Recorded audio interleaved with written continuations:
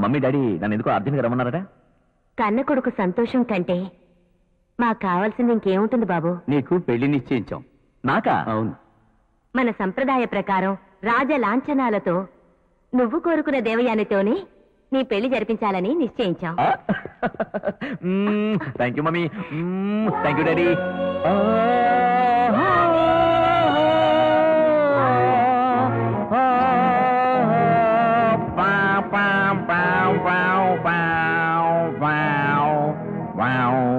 నాకు నీకు పెళ్ళి ఆదివారం, అందరికి డిన్నరు సోమవారం, పెళ్ళోళ్ళ భోజనం మంగళవారం, కాశీ యాత్ర బుధవారం, రామేశ్వరమే గురువారం, నిశ్చితార్థం శుక్రవారం, మొదటి రాత్రి శనివారం, మొదటి రాత్రి శనివారం,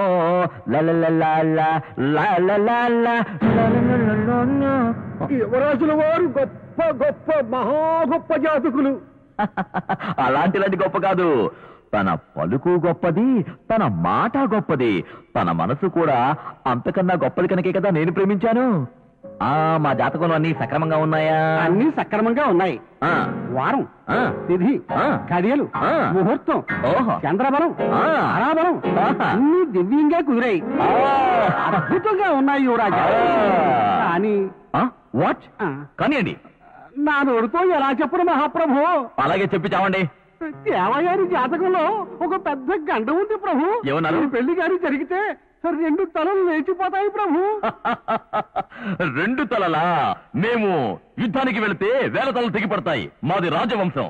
మా పెళ్లైతే 2 తలలేమిటి, 10 తలలు లేచినా పర్వాలేదు. అవి వేరే వాళ్ళ తలలు కాదు మహాప్రభు. ఈ దేశ మహారాజులు వీరేంద్ర గారిది, మహారాణి ఐశ్వర్య గారిది. ఏమంటున్నారు మీరు? ఇది నేను అనలేదు, ఈ జాతకం అంటోంది. పెళ్ళైతే మరణం తప్పదు. అంతా సక్రమంగా పరిశీలించిన మీదటే చెబుతున్నాను. మీకు దేవయానికి పెళ్లి జరుగుతుంది, కానీ అది మీ తల్లిదండ్రుల సమాధి పైన మాత్రమే.